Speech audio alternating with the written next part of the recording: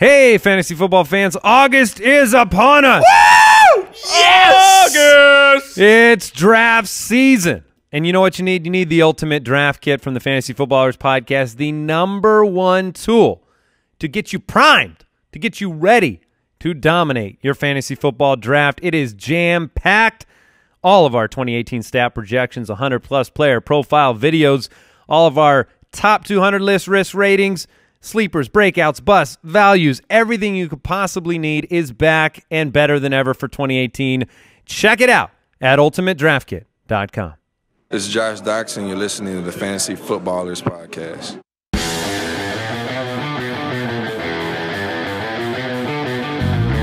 Welcome to the Fantasy Footballers Podcast, coming to you from Draft.com Studios with your hosts, Andy Holloway, Jason Moore, and Mike Wright.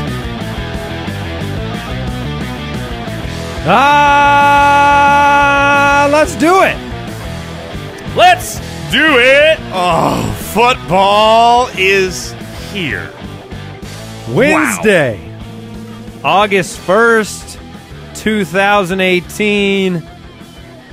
We're in August, boys. We're 24 hours away from real preseason football. Wink, wink. Wink, wink. Is that Mitch Trubisky, Joe Flacco going at it in the Hall of Fame game tomorrow. That's less than 24 hours away? Well, technically it's a few more, but it's tomorrow, so I feel like I can. If I'm you're okay. listening to this podcast in the evening, it's 24 hours. Welcome in to the Fantasy Footballers Podcast. I'm Andy Holloway, joined as always by Jason Moore and Mike, the Fantasy Hitman Wright. Hello. If you're joining us for the very first time, you've picked the right time because we are 5 days a week from now through the end of December. Brooks, are you ready for this? Yeah.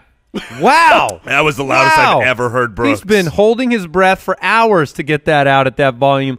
Thank you, Brooks. I saw him doing jumping jacks and push-ups before the show. They're working. Keep it out, man. If you Keep did- it up. if you Keep it didn't- out. Keep it out, man. Zip it up and zip it out. Yeah, I'm very excited, guys. Oh, my goodness. There's the There, Brooks back we to know and normal. love. If you haven't seen the New York episode, the live show, Brooks made a – or I'm sorry, this was the Philly show. yeah. Brooks made a very special appearance on stage, so very excited for this year. Today's a great show. We've got the NFC East breakdown on the show, a ton of news to get through. A great quick question. We're going to sum up kind of what's going on in the NFL and what to expect. I've got things I'm excited to talk about. But let's start off with this announcement because you've asked for it for so long. The time is now. The time is right. And I want to make this announcement right. The Listener League, we are opening up official entries for the 2018 Listener League. Jason is the back-to-back Listener League champion. 1 year away from being the back-to-back-to-back Listener League champion. You've already got the three-peat shirts printed. Mm-hmm. Careful. Phil will come after you. He owns that word. The three-peat? Yeah. Yeah. So here's what you do. If you want to enter the 2018 Listener League, if you want to be considered for the Listener League, you email us. We're opening it for 1 week only. 1 week only. Very nice echo, Mike. Most echoes have a little laughter in the I felt like a Damn. monster truck ad for a second. Listener League at fantasyfootballers.com. Listener League at fantasyfootballers.com. Here are the bullet points for entering. And you guys feel free to supplement, Jason, Mike. You don't send us your trophy case. We don't care how many times you've won in your league. That will not earn you a spot in the Listener League. We love smack talk once you're in the league, but that's not how you're getting in the league. We don't want a block of text that says, oh, look how great I am, or look how whatever. I'm going to beat you. We don't want a story. The way you get in, Yeah. you catch our eye with something. Something special. Something special. Something spicy. We're not going to tell you what to do. We're simply letting you know the trophy case and the story of greatness and the garbage talk. Wow, those are all fine and fancy free things. They will not get you into the Listener League because this league is all about people having a great time because we put you into an exclusive, very exclusive club. You could be as famous as Brian Ketron, that loser who Exactly. lost to me in the championship week last year. That could be you. We could shame you on this show. And we'll have over 1,000 submissions. So everybody that's saying that just sends the email that says, I'd like in, stop it. Yeah. Come on. You got to bring it. All right, so it's open right now for 1 week and 1 week only, Listener League at fantasyfootballers.com. We do have one more stop on our Fantasy for the People tour, and that is right here in Phoenix. You can grab a ticket before it sells out at ballerslive.com if you're in or around the Phoenix area. Come see us on August 24th. I'm excited to be back in the studio. I'm excited for this show. And look, let's jump in here. Quick question of the day before we get into the news, before we get into the NFC East breakdown. We also have an interview with Josh Doctson at the end of the show today, wide receiver for the Washington Redskins, somebody that Mike has been a big fan of for quite a while. This is the year. Maybe. This is the year. I hope. What are you watching for in August, guys? I can say what I'm watching for this year. You know, we talk a lot of times in preseason. I really love watching tight ends, but this year specifically, I am watching the rookie quarterback battles. Ooh, yeah. That's what I want. I want to see how the incumbents, you know, I want to see how Tyrod does, and I want to see how Baker does. Josh McCown and Sam Darnold. 5 first-round quarterbacks, and, you know, some of them, at least one of them, will be starting week 1, and it's going to be based on August. So I want to see who's it going to be and who looks like they're going to be pushing for that week 2, week 3. For me, it's rookies, but it's the rookie running backs. There are so many interesting battles here, and sides have been chosen. The line in the sand has been drawn, and we're all picking who we believe will rise up, become a starter, who's going to stay a backup. So that's what I'm really watching for. What I'm really hoping for is the Ronald Jones, Amir Abdullah moment, where Ronald Jones, because look, he is an electric athlete. He will have big plays, but I want that one big play that jacks his average draft skyrockets his ADP up, so I can scoop up some more value and let everyone else draft Ronald Jones. I will say this: I like Ronald Jones, the player. I am not prepared to die on Ronald Jones's hill. The risks of Tampa Bay. He's not a good hill maker, so that's on him. It's a troubling hill to die on because there are variables with Jameis Winston being gone. I love Ronald Jones. I think he's got an amazing opportunity at volume. I expect him to be pretty darn good this year, but I've got guys I like more than Ronald Jones. Sure. He won't be a my guy this year. I've got those already picked out, and I've got a surprise. Oh, because people have asked when the My Guys episode. Brooks, is that about mid-August? Yeah. About the 15th, somewhere around there? Sounds about right. So I've got my guys picked out, and then I have a third. I'm not telling anybody till the day of the My Guys episode. You know, I'm not going to tell you any of my guys. I'm upping your ante. You won't know any of my three. I'm not even going to pick my guy. He's not even going to be here for that show. I'll be there, but I'll say pass. Yeah, that's how you no risk it. Yeah. You don't need all your guys hit if you don't have any. Less carbs, no biscuit, you know? Less carbs, no biscuit. All right, but just so you guys know, training camp's already underway. The Hall of Fame game's tomorrow. Week 1 of the preseason starts on August 9th, and I can't wait. It's going to be so exciting. The first game of the NFL season is Thursday, September 6th. Falcons and Eagles. Bird battle. I thought you said bird bath. Bird bath. Bird bath. Let's get into the news. News and notes from around the league. All right, let's catch you up on everything you need to know for your fantasy football roster for the draft. The Vikings have signed Stefon Diggs to a 5-year, $72 million extension, $40 million in guarantees. He's locked up for 6 years of control in Minnesota. This matters to me. Big time. Yeah, I mean, I like Stefon Diggs.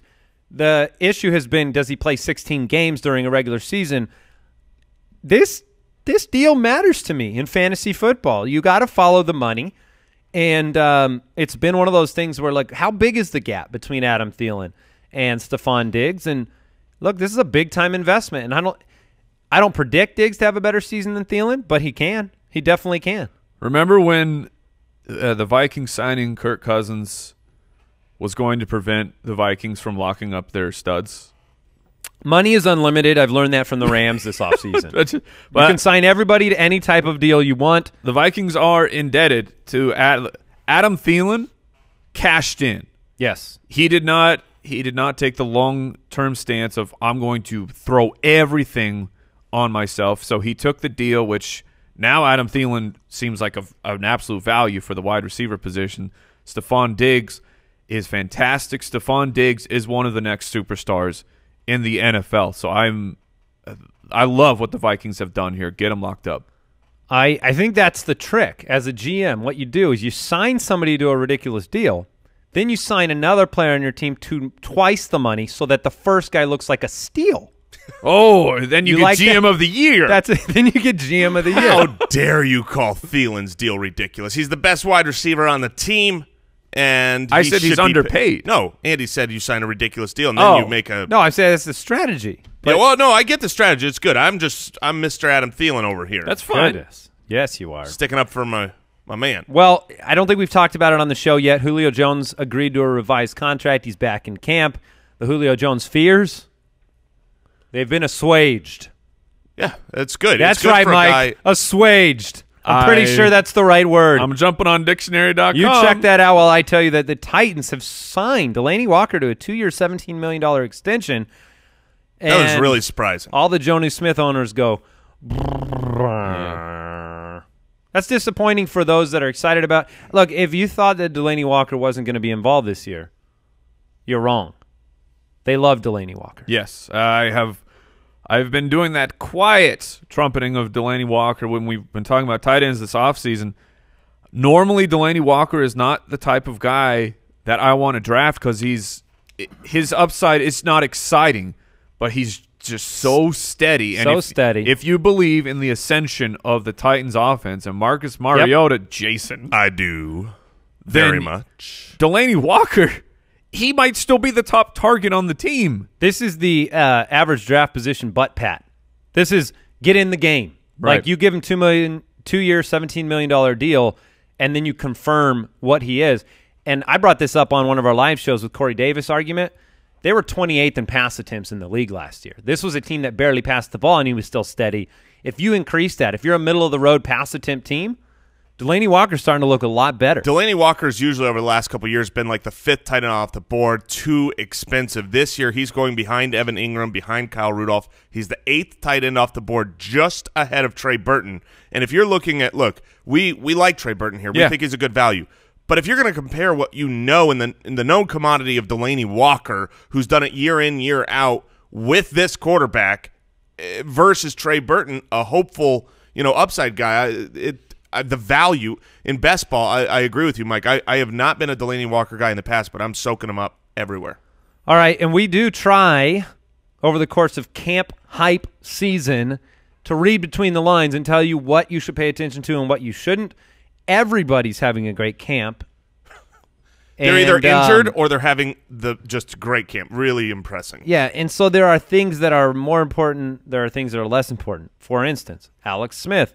He looked really comfortable throwing the ball to Jamison Crowder yesterday. That was a piece of news, apparently. Well, he did it from the comfort of a Lazy Boy recliner. So I get it. Very comfortable. I mean, just ultimate comfort. Brought to you by Lazy Boy.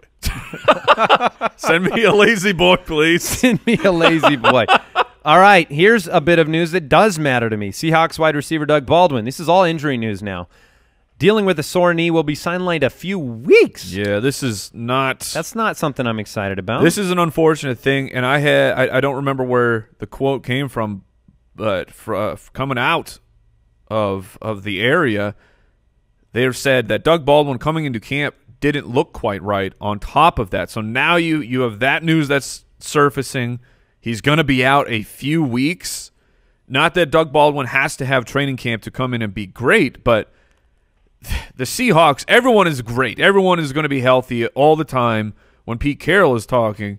And the fact that Doug Baldwin is going to be out a few weeks is concerning for me because in a few weeks, would we be shocked if this turns into surgery? Doug Baldwin's going to go back in and get another MRI. He's going to get things re-evaluated. I'm not saying that we have no news that that's going to happen, but that is definitely a concern now. Press the pause button on all your acquisition of Doug Baldwin in Dynasty League. That's what I'm doing. I just don't want to – I want to wait and see. This was big news. Redskins running back Chris Thompson says he likely won't be fully recovered from his broken fibula until November. Now, that's him giving himself 100%, not saying he's not playing until November. He's going to play. It's hard to not overreact to training camp videos, but watching him do certain drills compared to the other guys on the team, it's not the same high-pass, fast feet Chris Thompson we are used to. On top of that, the injury he had, yes, it's an awful injury to have, but a broken fibula. For all the medical people said, I mean, he should be fine. By now. It was not a displaced fracture. Is that correct? Off the top of my head, I do not know. That's an injury you generally come back from quicker. It's troubling for Chris Thompson unless he's just milking it out, just soaking things up. But it's Darius Geis is going to move up ADP from this news. Yeah, I agree with that. And we already saw last year, even when Chris Thompson was maybe the best efficiency back in all of football, right, they still weren't willing to give him a massive workload. So I imagine they're going to be careful with him on the way back. Yep. This is big, guys. Jordan Matthews. Yeah. Jordan Matthews has a significant hamstring injury, according to news breaking this morning. Of any injury to pay attention to in training camp, a significant hamstring injury there is a direct correlation with a player being hampered the entire season, have re-injuring the hamstring, because it's just such there's no test of, it's fully healed, guys, I waited 2 weeks. You think it feels fully back, and then 2 plays in, you retweak it, make things worse. Danny Woodhead last season, they gave him a lot of time, and then it happens all the DeMarco Murray was the same. His was an in-season, but once he hurt his hamstring, DeMarco Murray was never the same. So I pay attention to these. Jordan Matthews was trying to earn a spot on this roster. His contract was a very minimal commitment for the Patriots. Difficult offense to learn generally for a wide receiver to come in as well. So he will be missing time. If it is, in fact, a significant hamstring injury, I would not expect Jordan Matthews to make the team. And the other guys there, that have that are on that bubble of making the team, Philip Dorsett, Kenny Britt, they're not slot. That's not kind of their. He had a great opportunity here with Julian Edelman missing suspended 4 games. Come on, Cordarrelle Patterson. I think that Eric Decker will sign with the Patriots. I think that's what's going to happen. The free agent Eric Decker, it won't cost a lot of money to bring him in. He's been around the game long enough. I think Bill Belichick likes Eric Decker quite a bit, but needs to know if he has anything left in the tank. We don't know if he does or not. When you're 28th in pass attempts last year and Mariota has such a down season, maybe it was just not enough work to see what Eric Decker has left.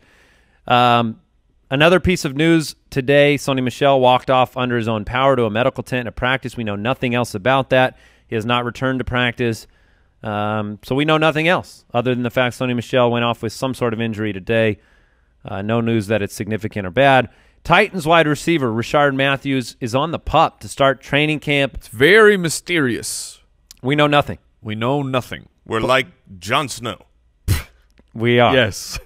Tyler Eifert has passed his physical, been cleared to practice, was on the pup for 4 days. Welcome back. Maybe that's just like one of those, like he's so comfortable being on the pup that he's just like, let me just have a few days on the pup to get my year going.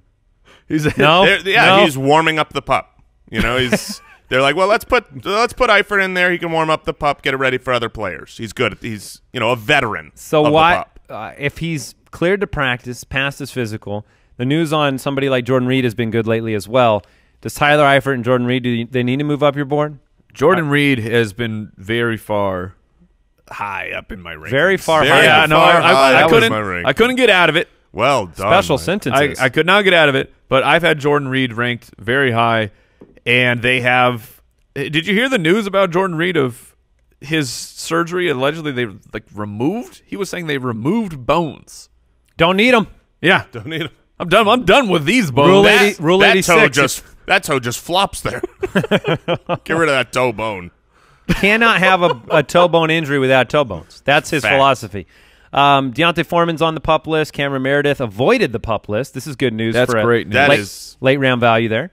Yeah, I mean that's huge. If Cam Meredith avoided the PUP, he is a forgotten man right now for what his value could be in that offense. Kenneth Dixon tweaked his hamstring. Yeah. Did not practice Monday. Yeah. Pay attention. Elijah McGuire is going to miss 3 to 6 weeks, probably longer with a broken foot. Yeah, I will say Dr. David Chow on Twitter, a physician we reference frequently, he commented on the situation and said, this is very optimistic for him to be back that quickly. Yeah, he should probably miss more time than that. That's good news for Elijah McGuire. And it's good news for McGuire to miss more time. Good news for Bilal Powell and Thomas Rawls. Anybody trying to make the roster.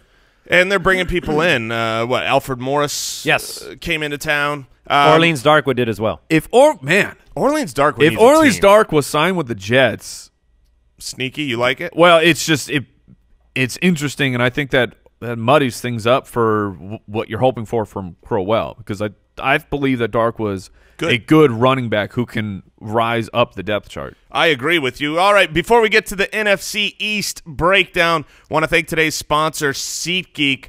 Guys, the SeatGeek app is the easiest, best, most effective way to get tickets to your actual you're pointing at me. I'm pointing at you. I just want to let people know my son's turning 7 years old. I just bought tickets to go see the Phillies game on SeatGeek in a week. Yeah, this is the app we use because it's so easy. They color code everything. They make it very easy. A couple of taps on their app, and you've got tickets. They are fully guaranteed through SeatGeek, and they pool hundreds of different sites, so you know you're getting a great price on SeatGeek.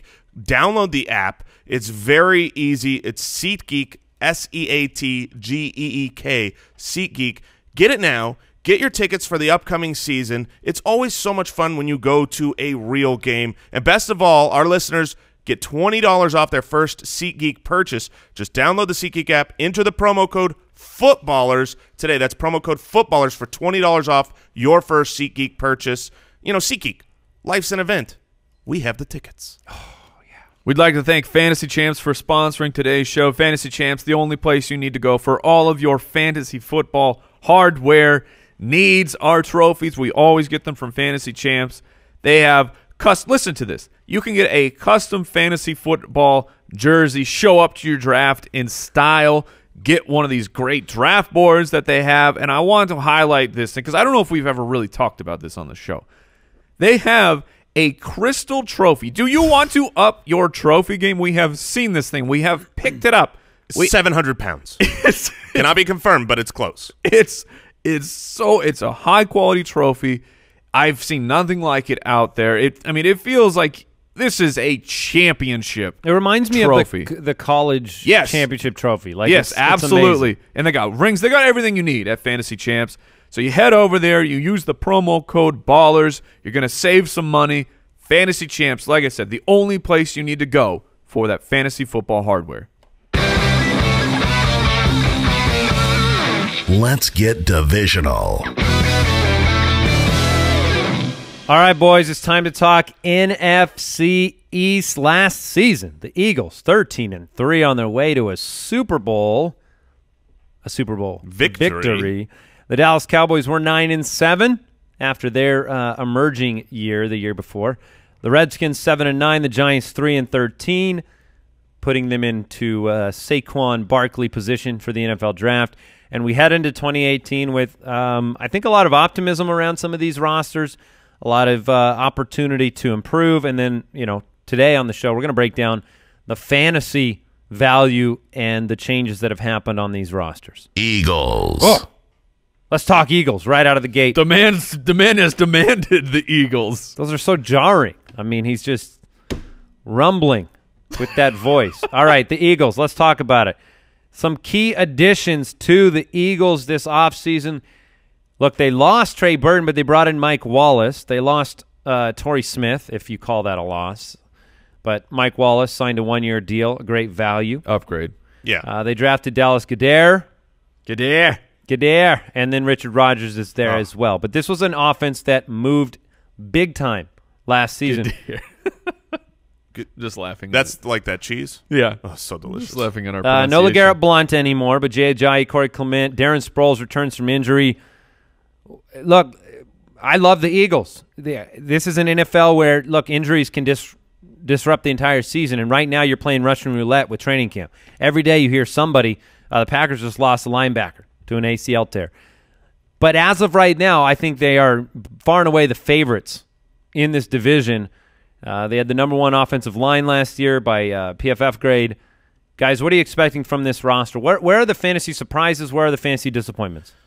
Yeah, I mean, I don't really want to go first because I worry about the Eagles as an offense. Solely, I know that it's hard to be down on the Super Bowl champions who have young talent locked in, but I have my concerns from the fact that your starting quarterback, your #1 wide receiver are both recovering from offseason surgeries while you lost 2 great offensive minds. Yes, Doug Peterson he's at the top of the game right now. He is in charge. That's great. But his #1 guy and his #2 guy, those things matter. Frank Reich was great. John DeFilippo, for years his name's been surfaced, and now both of those guys are gone. So I do worry with a little bit of the Super Bowl hangover when it comes to just all of these different weapons. Alshon, Jay Ajayi. I know that we have different opinions on this offense here, Jason, and you proved yourself very right in this regard last year with the Atlanta Falcons. However, I look at Doug Peterson and his play calling a lot differently than I look at Atlanta. We've seen New England go through turnover at the offensive coordinator position year after year after year. It did not affect them when you have the foundational pieces of Tom Brady in place and some of those offensive pieces. So I look at even better to your case is Kansas City, who we've seen lose offensive pieces while they've got an offensive-minded head coach, the same guy that Doug Peterson is from. So I am keeping that in mind. It's not like Atlanta where you've got a defensive head coach who loses their offensive coordinator. So I think both running backs are values. That's where Clement, I wanted to go. They're big-time values. 3rd in rushing yards per game this past season. They ended as Pro Football Focus #1 offensive line graded out, and they are graded out as the #1 offensive line heading into 2018. LeGarrette Blount has moved on to the Detroit Lions. How does this workload split up? Because Jay Ajayi, if he gets any kind of workload like he was getting in Miami when he was the actual starter, then he is going to be a tremendous value for fantasy football. But you have the caveat of Corey Clement, who was emerging as a red zone option for them. It seems like Ajayi should be the goal line guy, but they were preferring Corey Clement there. Corey Clement was elevating in the passing game as well. So what does that split look like? Because Ajayi, is he still going in the 4th round? Yes. Yeah, Ajayi I'm very intrigued Ajayi in him as a 4th-round pick. While I worry about some of the pieces, the nice thing is that they're not too overpriced. Ajayi is worth the risk there because if they do what the Eagles franchise has done in the past, which is, look, he's on a contract year, and they don't usually pay up for running backs. So they could just use him to the end, just wear him down, and then move forward. He could get the volume, and I do think the team will be, Vegas has them at 10.5 wins. Right. So they're not going to do that without scoring. Jay Ajayi is not a bad pick, but I we said talked this all when about. we were, sorry, go ahead. When we were on NBC in Philly, that Corey Clement is the guy I would rather, just because he's a 10th round pick, like he's free. He's 6 rounds later. Yeah, I would rather just take a cheap shot on a cheap shot on the you Eagles are offense. You are the cheap shot king. Yes, I think Ajayi is such a good value that I'd still prefer him over Clement at the draft price because of the workload upside. But we talk so much about these offenses where we don't know what the backfield's like, right? And Mike, we've talked about Green Bay and Baltimore and Tampa and like all of these backfield situations where we're like, man, it's muddy, so people don't want to touch them. Haven't even brought up Sproles coming back. But Philly, like you said, they're the #1 offensive line. And they have one of those. They're the first best. So they're the first best. Take a look at this. So 4th round, let's say you're at the top of the 4th round. These are the running backs, according to ADP, that you could be choosing from. Alex Collins, Jay Ajayi, Kenyon Drake, Rashad Penny. Those are the 4th-round running backs. To me, it's Ajayi. Jay Ajayi, it is to me as well. Let me ask you one more question before we move on to the next team in our NFC East breakdown. Well, maybe more than one question, but let me ask you this one first. Is there any value in Dallas Goedert? Goddard? You keep saying I'm saying Goedert. Okay. That's the saying. I just want people to know. We know it's Dallas Goedert. There's value the way that Trey Burton had value last year. So no wonder. value. Yes. If Zach Ertz misses time, then Dallas Goedert, who was my number one tight end coming into the draft as far as fantasy football is concerned, he went to close to the worst possible place because he will be behind Zach Ertz. I don't think there's enough to go around for two tight ends to have significant fantasy value. So I'm bummed. I would not be shocked, and it would be a little bit more surprising this season, but I would not be shocked based on Doug Peterson always using his personnel to where it develops more into a two wide receiver two tight end Gronk Aaron Hernandez situation. I think Dallas Goedert is as a is dynasty very interesting. pick. Is he interesting to you? He is. I actually just made a trade offer for him, I think yesterday. I also, before I leave and we talk about the Cowboys, I'm going to circle back to Carson Wentz here. Carson Wentz's absence at the end of the season before the Super Bowl is one of the reasons why I don't see Philly as much as much of a candidate for a Super Bowl slump as other teams in the past. Matt Ryan with the monster season throughout the year, Cam Newton. I think there's a chip on the shoulder of Carson Wentz to come back and prove that he is everything that we saw for the first part of the year. But my point is, a lot of new listeners now joining us in August. We've talked a lot about the fact that Carson Wentz put up numbers from a touchdown efficiency standpoint that really cannot be replicated over the course of a career. But Carson Wentz still has upside. Where do you guys see him falling in terms of the top 10, 15 quarterbacks, just from a statistical standpoint? Yes, he can't sustain maybe as that, throwing a touchdown every other pass type of guy, but where do you think he can fall? What's his range of outcomes this season for fantasy owners? Can he finish in the top 3 still? Yes, his range of outcomes, why Carson Wentz won't be on my teams, is that range of outcomes. I've talked a lot about his touchdown percentage of the 7%. It's just bound to fall by at least 2%. I know he was fantastic this past year, and it was comparing him to his rookie season. It's very different. He's learning how to play in the NFL. But it seems like people believe, okay, 7%, just a top 3 fantasy quarterback. We've seen it for half a season. That's who Carson Wentz is. So I'm not ready to crown him with that. And I see his range of outcomes is quarterback 1 all the way down to quarterback 12 to 14. I see a huge variance in what Carson Wentz could be this year. And so those who want to take the shot, you could be rewarded by Carson Wentz. But for me, I'm likely out. Oh, see, I think he's locked and loaded. If he plays 16, if he's ready week 1, which he did avoid the pup and he looks okay in camp right now, but that's very different than actually taking blows to the knee by 300-pound men trying to kill you. Right. He had 300 rushing yards in 13 games. That baseline with this offense means that you're not going to fall too low, even if the touchdown efficiency drops. I see him as a top 10 quarterback if he plays 16. We all have a conservative approach to Wentz. We actually have him as our consensus QB9, tied with Deshaun Watson, another player with insane efficiency last season. I have him at 6, Mike 8, Jason 11 as of today. You can see all the rankings at thefantasyfootballers.com. Cowboys. All right, let's talk about the Dallas Cowboys. Still turned in a 9-7 record last season despite the disruption caused by the Ezekiel Elliott suspension, along with the regression. And I think that's a fair word to use in light of Dak Prescott's second half. He is another player with a wide range of outcomes.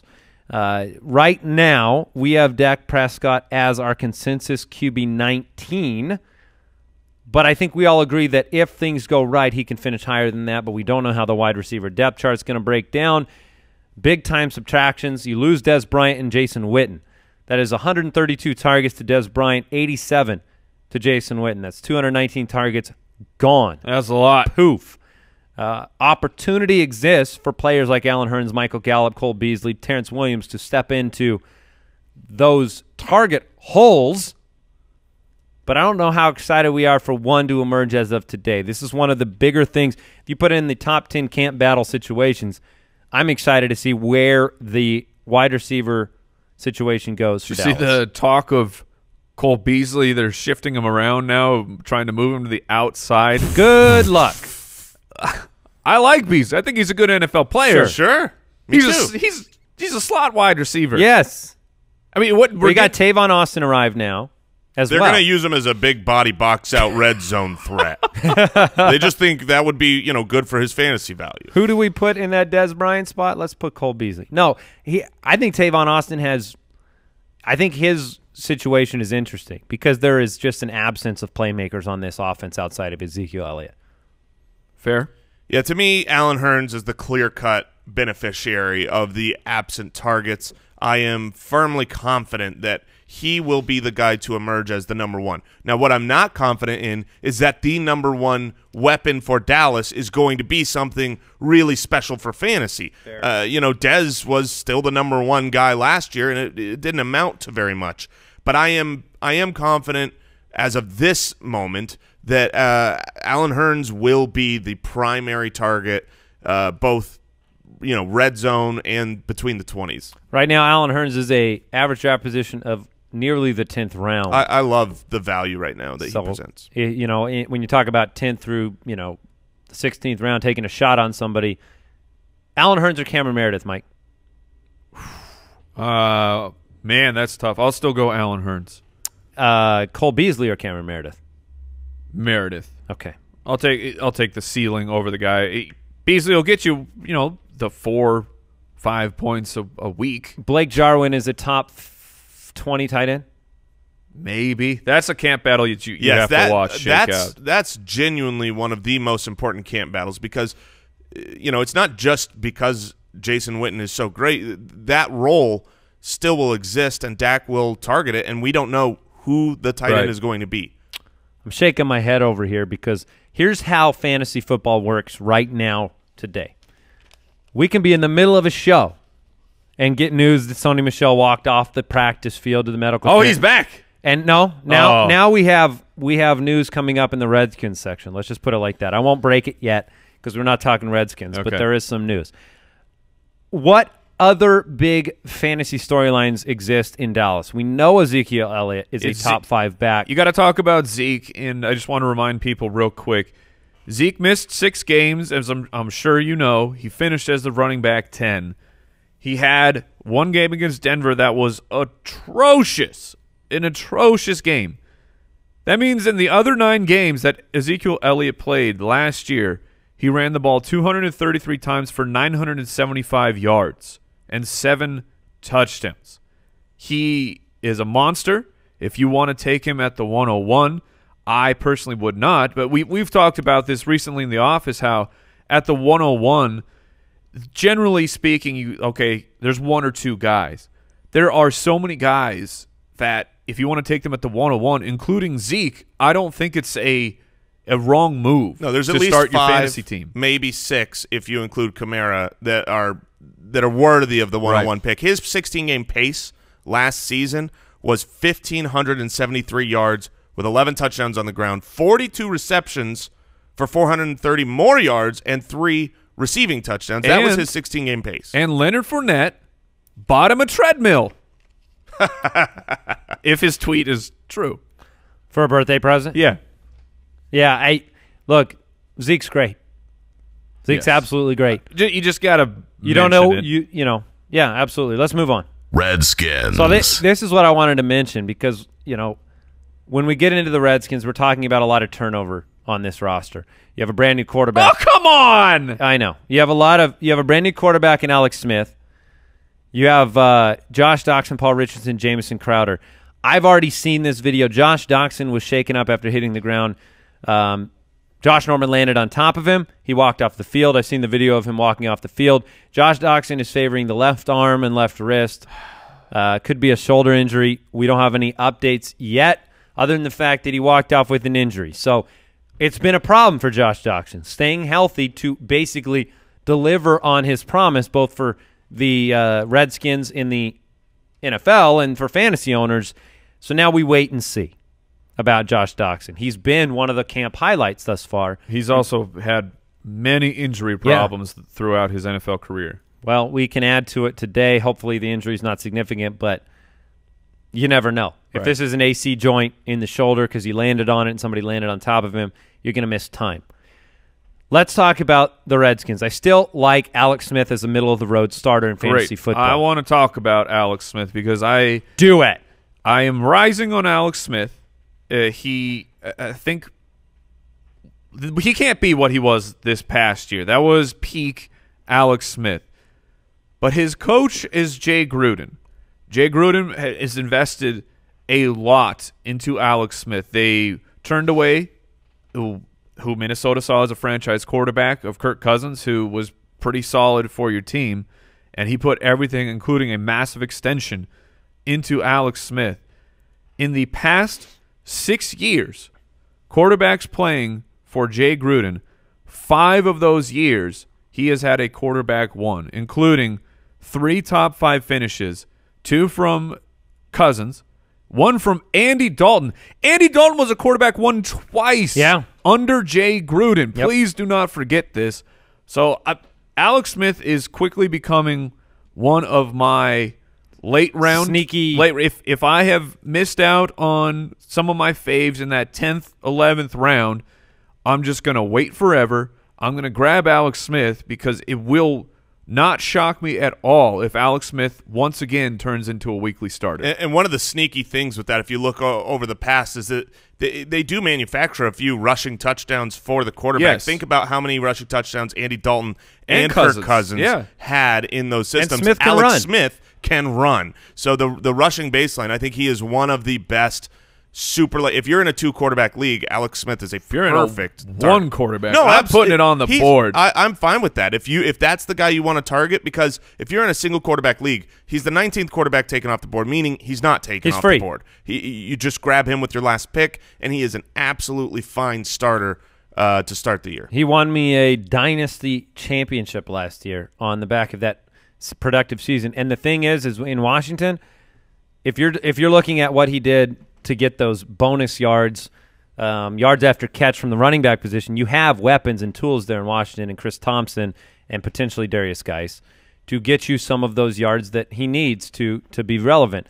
Let's talk about Darius Geis, Mike. You are a monster Darius Geis fan.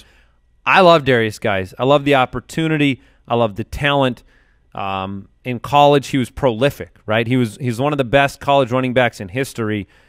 And look, Jay Gruden, I think he believes in Darius Geis as a workload type of player. Yeah, I agree with that. It's all projection, of course, because Darius Geis has not taken a real NFL snap.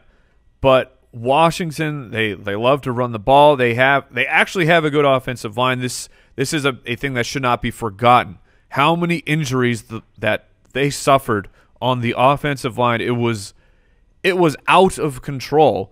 And I talked about him just a couple years ago, or a couple shows ago, how I think that Geis he's my pick for a player outside of the top 10 that could finish as the #1 running back. Workload will be there. You're talking 250 carries.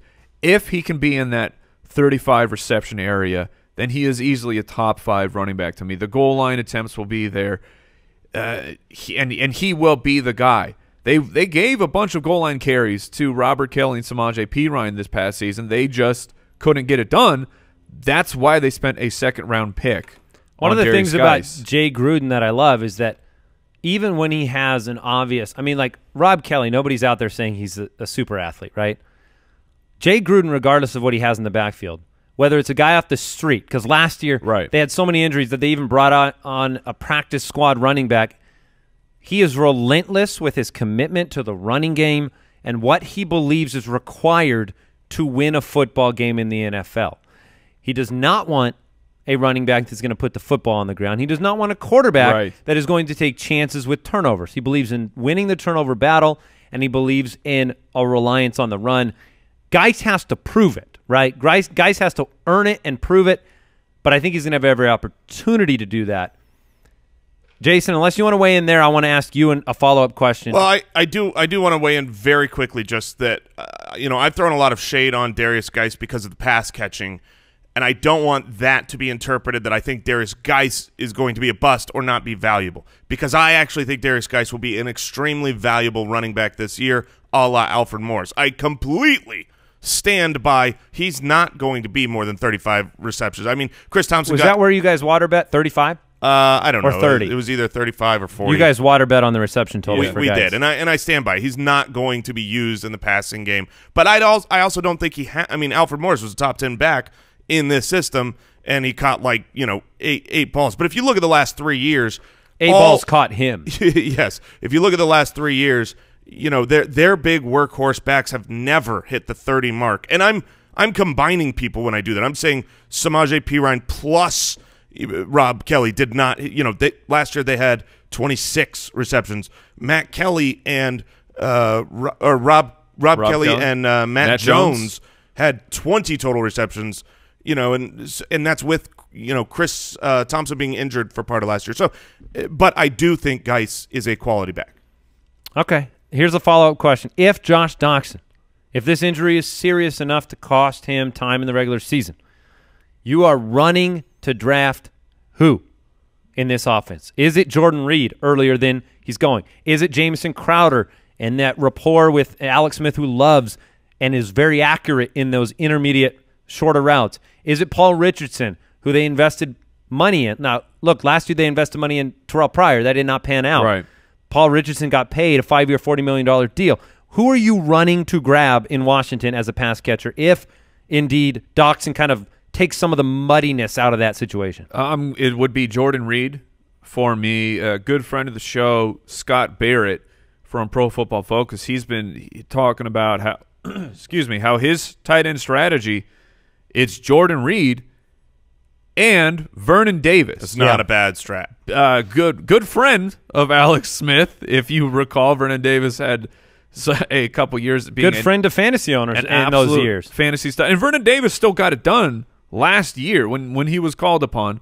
So between those two guys, I think you have top 5 upside when it comes to the tight end position, especially if Josh Doctson goes down. And I'm saying this because Josh Doctson is a humongous man with an incredible vertical. He is a ultra dynamic red zone, end zone type of weapon, and Jordan Reed can make some serious money there. So if there is one fewer player of competition for him to get end zone targets, that's where I'm going to go. Yeah, and I love the strategy, but for me it would be Paul Richardson, because you've got one big, tall, outside field stretching option in Paul Richardson. And I would vote Jamison Crowder. I think he's an elite talent over the back half of the year.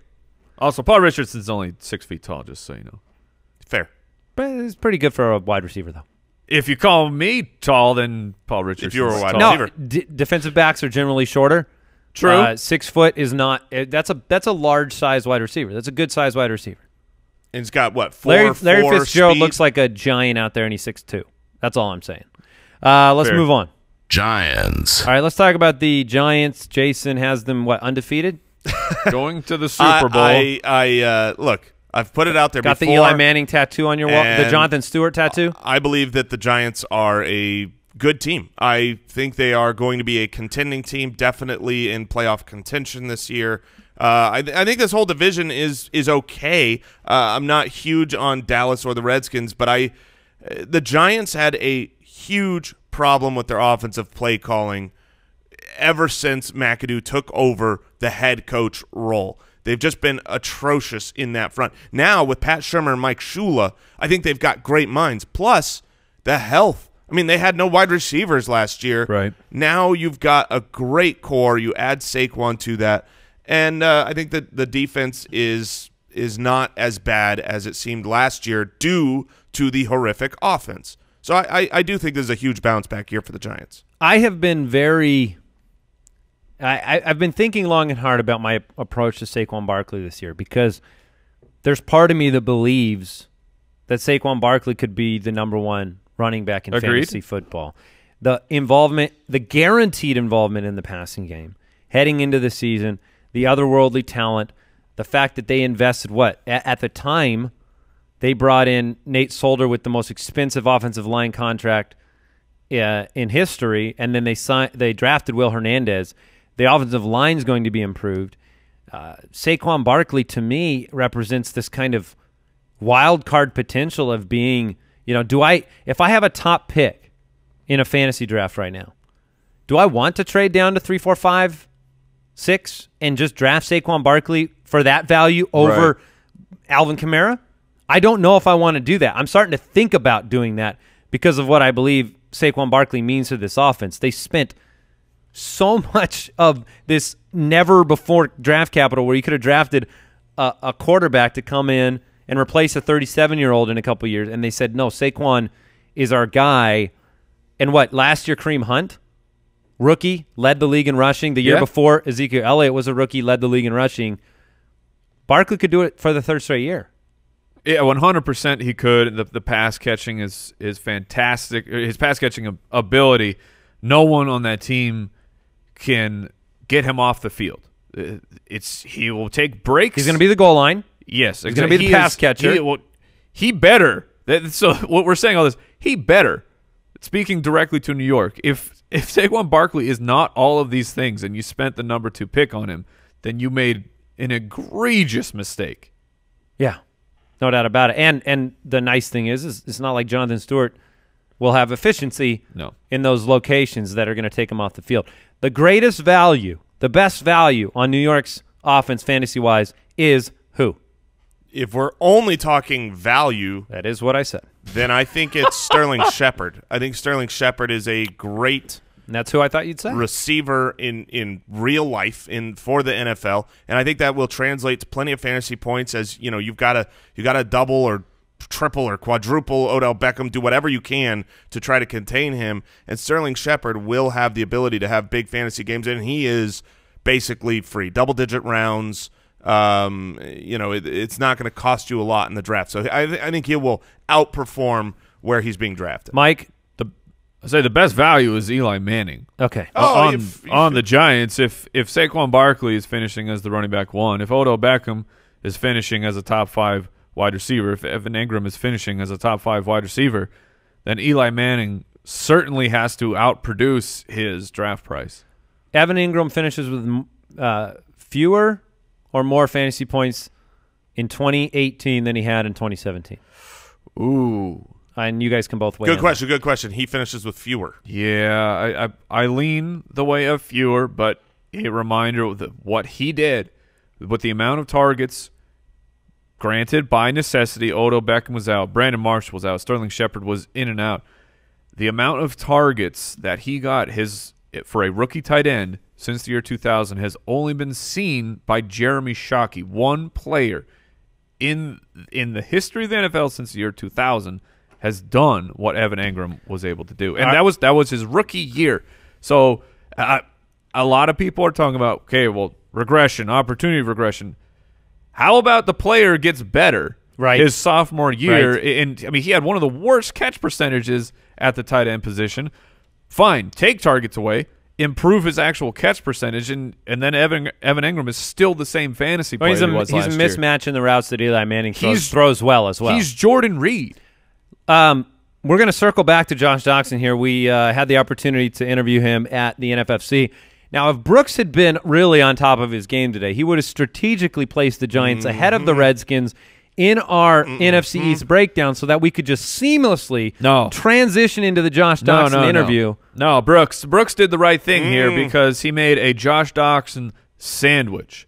And before the news, that's not a sandwich I want to eat. Technically, this would be a Giants sandwich, and Josh Doctson is merely the bread. Yeah. You've never heard of a Kaiser sandwich? A sourdough sandwich?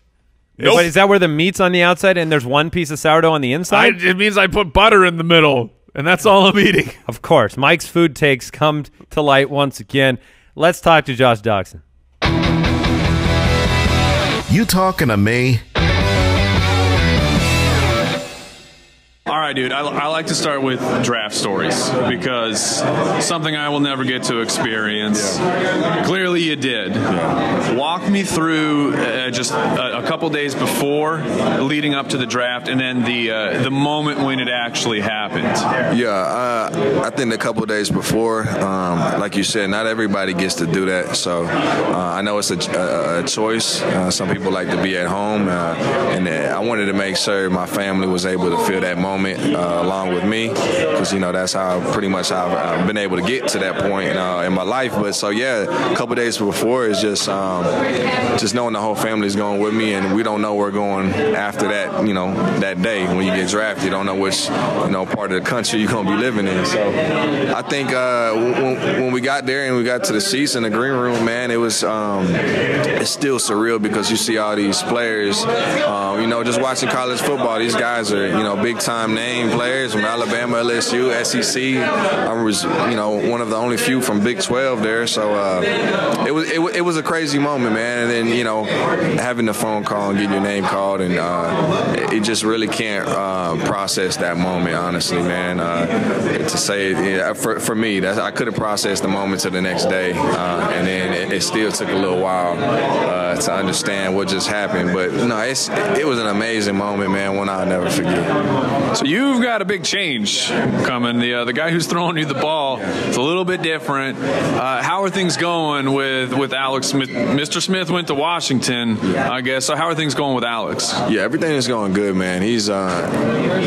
veteran, man. He's a leader and a veteran. You can see it in the way he comes to work, man.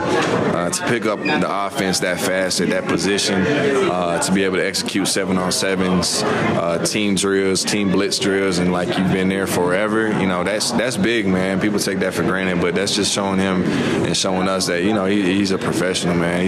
He does this for a living, and he's very good at it. So everything's been going very smooth with Alex, and looking to roll in training camp with him. So the rookie season had some injuries, had worked through all that. So he's basically, like last year was the real first year. Yeah. So moving into your second year, which part of the game have you said, okay, this is what I'm improving this off season. This is what I want my strengths to grow in this area. Yeah, I mean, honestly, that people keep talking about the rookie season. That might have been the shining light of my career, just because I'm able to take the steps necessary in terms of learning the game.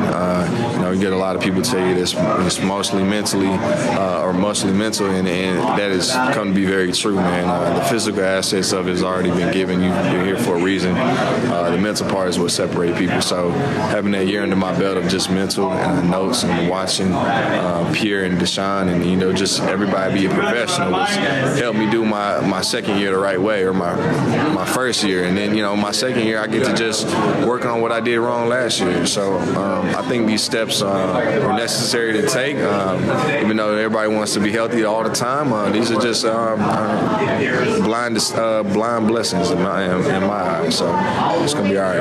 Have you already told Alex you're open on every single play? Yeah, well, he finds that, man, and he seriously, man, he can feel that, man, and that's what I love to know, that he can feel that, man. Just what I had with Trey, being able to, even when I'm not sure if I'm open, but he understands that it's a one-on-one situation. What can go wrong? Most DBs, even in the league, man, it's having that ability to turn around and high point the ball. It's very tough. Just having Alex there as a veteran, man, and seeing what he's been doing in OTAs, he's gonna feed me. Well, the year you were drafted, one of my personal favorites. You're on my dynasty squad, man. So just loving it, hoping for big things. We'll get you out on one more question for you. How's Jordan doing? How's Jordan Reed? Fantasy players, we got to know, because we love him, but he's had some trouble staying on the field. Yeah, I absolutely love Jordan, man. That's one of the guys I really admire from afar and up close, man. He's a great dude to be around, man. He cares about football and his teammates, man. That's one of the things that stands out pretty quick when you get into the league, as I've seen so far. And it's just, man, seeing him work every day to get back healthy, and taking the necessary surgeries and things to be proactive in such situations, he's going to be all right, man. And I think, like I said, for me, I think this was all this has been a blessing for him, man. I see him come becoming healthy this year and never being injured the rest of his career, man. And I don't know what God's doing in his corner, but I know he's working. So Jordan's going to be all right, man. He's going to be big time. Sure. And do you have like we talked to David Johnson, and he's quick when you say, what's your personal goal? 1,000. That's what DJ wants. Is there something that you really are shooting for this year for a personal goal? Yeah, I think I keep my personal goals to myself, but a personal goal honestly, like I just like to make sure that I know that I failed or I know that I achieved what I did. I don't need everybody to know, but I think one of the personal goals that I think everybody has, but it's just stay available and healthy for my teammates. I think it's a good foundation goal, and I got my other ones behind the corner, but so really just staying healthy, man, and being available for everybody. All right, man, I appreciate it. Absolutely. All right, great to talk to Josh Doctson, Mike. You had the opportunity to have a few words with him, and the thing is at this point, we're just hoping that the injury we reported on the show today seems like old news tomorrow on the episode, because there is an episode tomorrow and every single weekday until the season is over and we are burnt to a crisp. And happy to be burnt to a crisp, because we love doing this. Thank you so much for supporting this podcast. Thank you to everybody at jointhefoot.com, who is an official Foot Clan member and supporter of this show, this independent podcast, bringing you fantasy football insight and information all year long. Hopefully you enjoyed today's show. We will talk to you tomorrow. Thanks for joining us. Head over to draft.com/ballers if you want to get in on some awesome best ball action with us. Oh, so many Josh Doctson See shares ya over there. tomorrow. Goodbye. Thank you for listening to another episode of the Fantasy Footballers Podcast. Join our fantasy football community on jointhefoot.com and follow us on Twitter @TheFFBallers.